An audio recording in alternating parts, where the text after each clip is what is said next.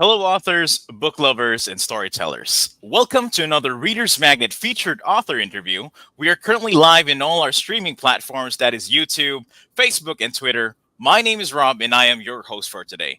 And together with you right now is one of Reader's Magnet's featured authors, who is an award winning actor trained at SUNY Purchase Acting Conservatory, who starred in plays such as Streetcar Named Desire, The Three Sisters, Servant of Two Masters, Bottom in a Midsummer Night's Dream, Waiting for Godot, Marat Saj, and Charles Dickens in A Christmas Carol, and many more. He also has a degree in playwriting from SUNY Purchase. He is also a master's in science of psychology and has worked with children on the autism spectrum and trained child actors for over 35 years. He was also known as Vivaldi of Baldwin for his work of original plays produced at that school in the 1990s, and also has won numerous awards for his role as Mac in Dadley Productions' film Calfro. And now he is a writer, so please help me welcome Mr. Gorman Ruggiero. Mr. Gorman, how are you doing today? Very well. Thank you, Rob. I appreciate it.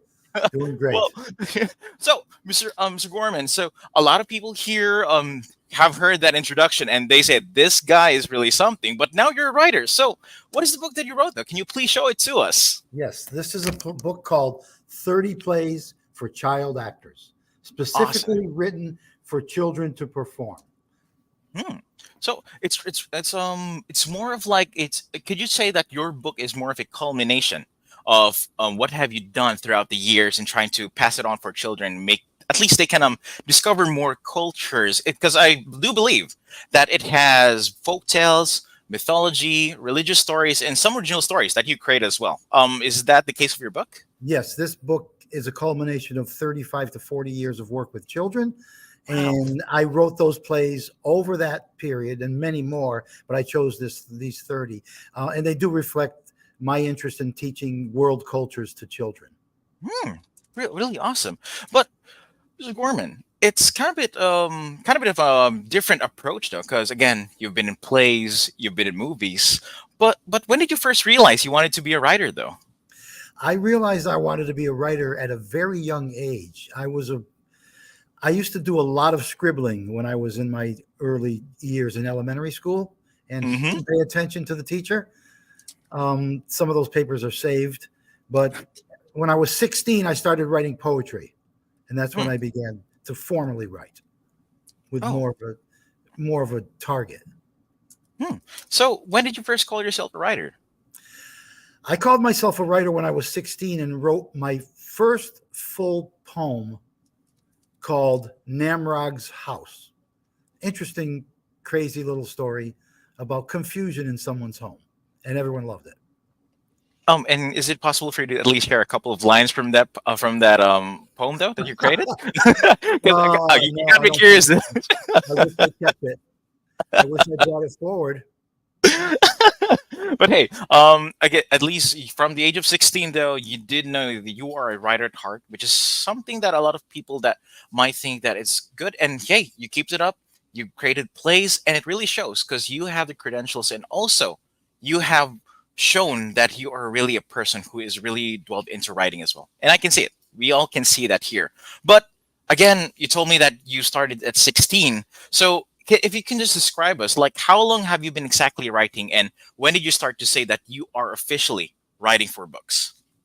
Well, when I first started writing for children, it was when I first started working with children and looking for a play that I could produce with them. However, I couldn't find any plays written specifically for child actors, and many of the plays I looked for or looked at were not. I didn't think they were appropriate. They just didn't strike me as something I wanted to do. So I wrote an adaptation of Puss in Boots, which became my first play, which has now evolved from a 20-minute show into an hour-and-a-half full-length production.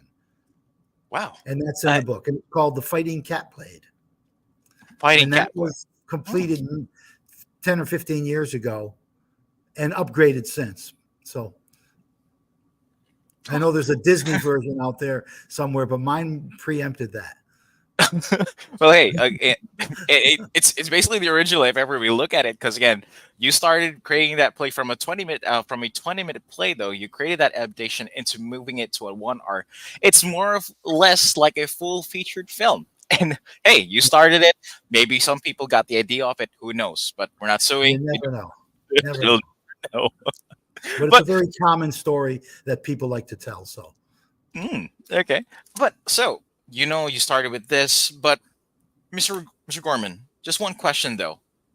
What do you think really differentiates your book, 30 Plays for Child Actors, from the other books within the same genre category? Any thoughts about that?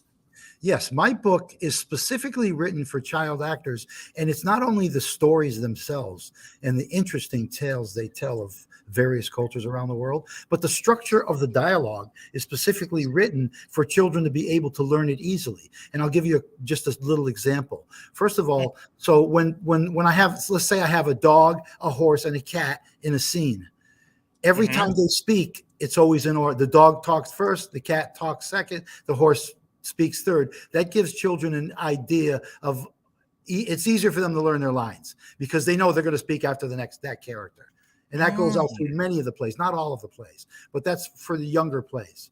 I do things like that. I also include food in almost every play, and I take I take the issue of food to very funny extremes, which gives the children another reason to memorize their lines, and they love the imagery surrounding the food.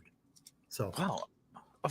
It's a really unique approach though, because again, children, let's just be honest, children might have problem when it comes to focus, memorizing their lines, especially those who want to get into screenplay. Like, because parents though, they want their kids to be in theater. They let them memorize lines. They might be having issues. But what you're trying to do with your book, and correct me if I'm wrong, but what I feel that your book is trying to advocate more or trying to push for with child actors is it's much more digestible.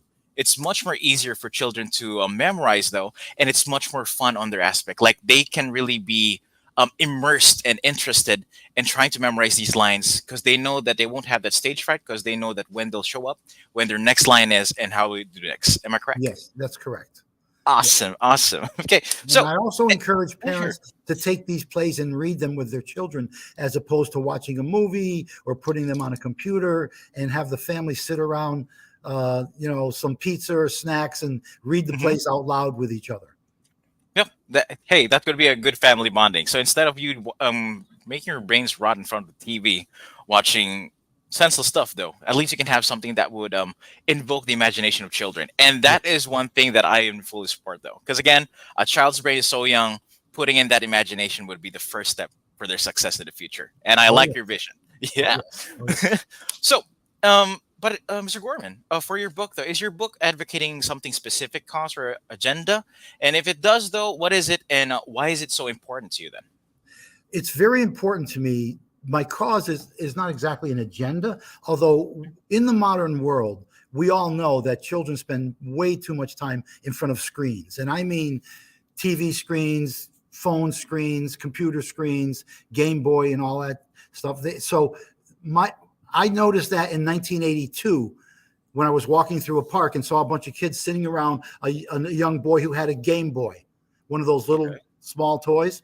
And that Yes. disturbed me. That was really a weird thing in 1982. And it struck me as very strange. And I thought to myself, my God, this is the future. So I wrote my second or third play based on that. It was called The Stolen Star. And it revolves around the story of a boy who's trying to save a ceramic star from another world that's trying to take it. And that star represents imagination in the human soul. So all this work that I've done over the years is basically to teach parents and children to reduce your screen time, learn communication skills. And the best way to learn communication skills is working in the theater because you get to learn physical, emotional, and intellectual communication skills. You know That's what? my cause.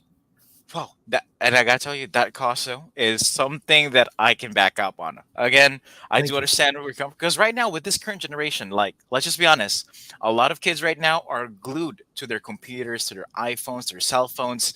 Imagination is about to be gone. Like we don't even have the time for kids to imagine how it feels to play outside. But again, this cost though can really hit something, and especially that you are currently writing a book, which is Stolen Star, which is what you discuss, and that tackles that specific issue. Correct? Yes, the book is called The Complete Child. The And complete. the book Okay. is based upon all my work over the years in trying to teach children the fundamentals of communication skills, which will help them in their personal and professional lives. Everybody knows one of the most important things for success in personal and professional relationships is the ability to communicate clearly. You don't have to be a talented actor to learn these skills. They're very fundamental. And the book, The Complete Child, will start people from the beginning of my work all the way through until the completion. You know what, Mr. Gorman, that was really a well thought message, and I really loved it.